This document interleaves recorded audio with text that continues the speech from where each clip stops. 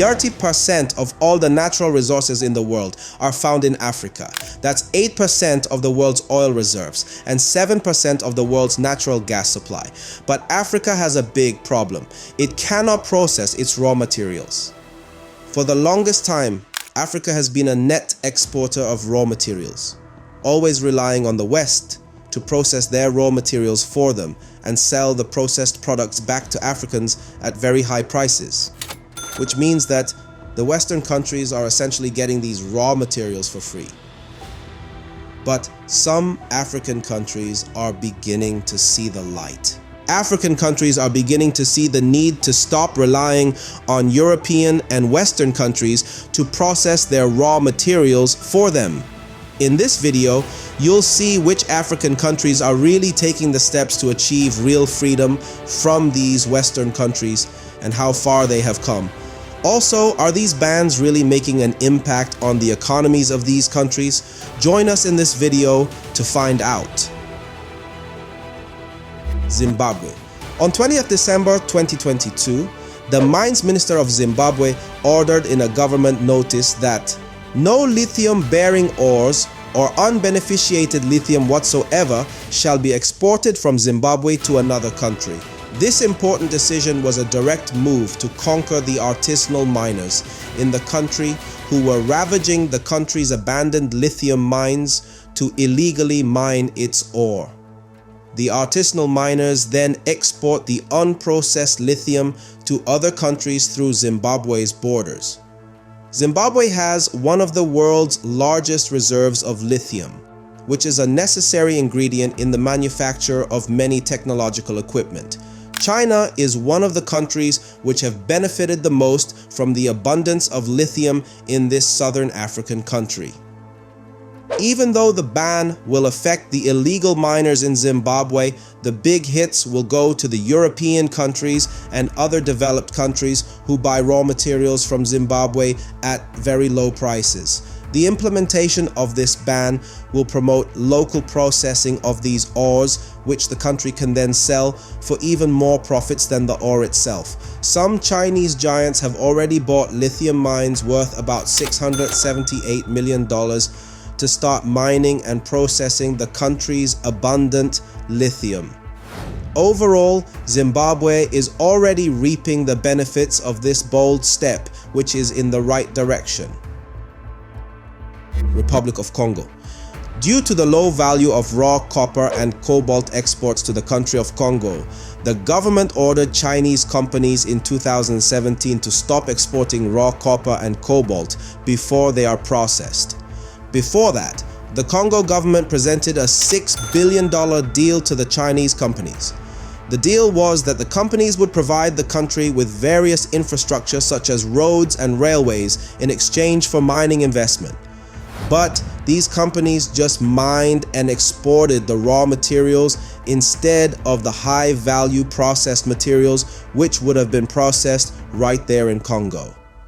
Even though a ban has been placed on the export of these products in Congo, the government has provisionally exempted some companies due to its inability to generate enough power to process all the raw materials locally. The country was hoping to come out of this situation through the construction of a hydroelectric dam which was completed in 2019.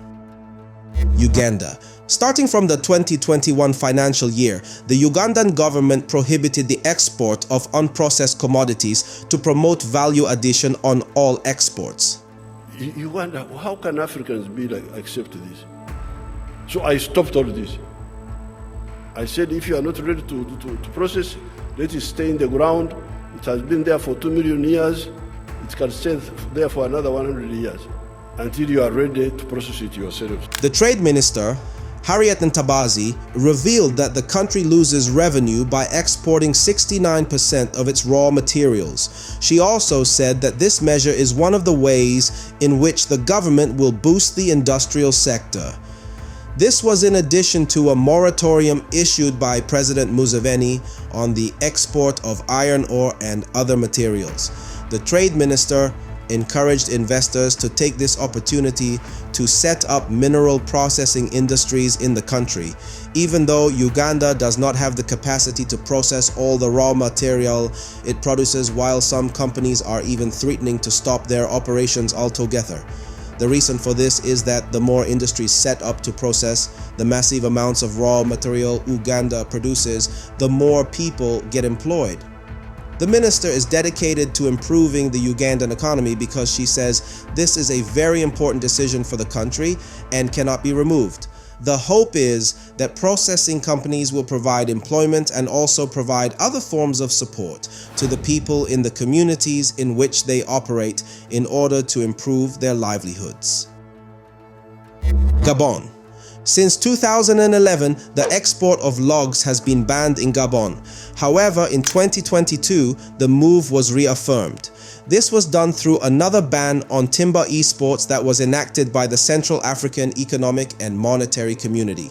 The reaffirmation was mainly aimed at conserving Gabon's endangered climate. The strategic decision will also create many jobs.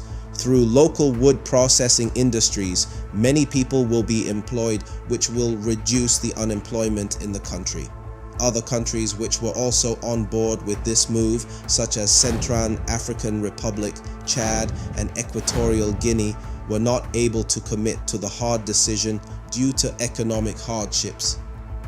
The ability of Gabon to commit to this decision will not only benefit the country economically through job creation, but it will help reduce deforestation in the country and protect Central Africa's declining forests. Ivory Coast. Africa's leading producer in rubber production and the fourth biggest rubber producer, Ivory Coast passed a law which prevents the export of raw rubber products. Essentially, the rubber has to be processed before it can be exported out of the country. The country aims at two main things with the passage of this law. Value addition to the rubber production before being processed will generate more revenue for the country. Also, the country aims to produce many rubber products such as block rubber after it has been collected. Before the ban came into place, only half of Ivory Coast's rubber was being processed in the country. Tanzania. The Tanzanian government also banned the exports of raw gold and copper out of the country since March 2023. The move was motivated by the country's aim to bolster its domestic smelting industry while also increasing its share in the country's mining revenues.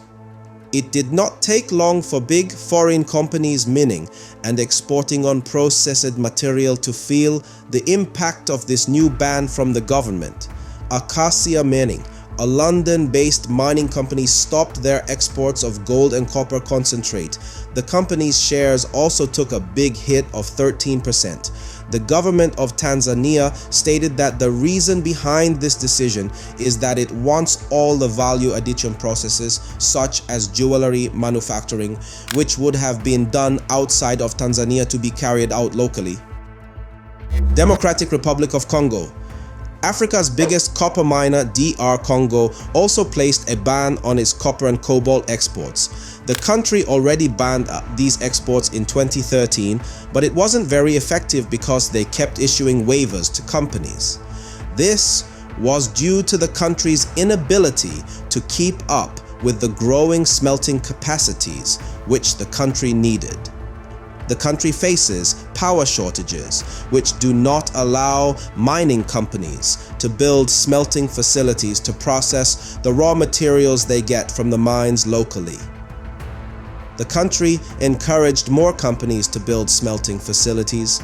The ban of copper and cobalt, which are widely used in the manufacture of rechargeable batteries, is likely to put huge pressure on the global market since DR Congo is such a huge producer of these raw materials.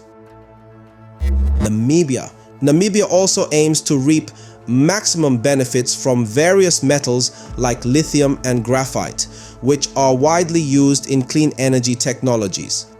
Even though the export of these materials out of Namibia has been banned, the government stated that small quantities of these raw materials may be allowed for export. these types of exports have to be first approved by the Namibian government.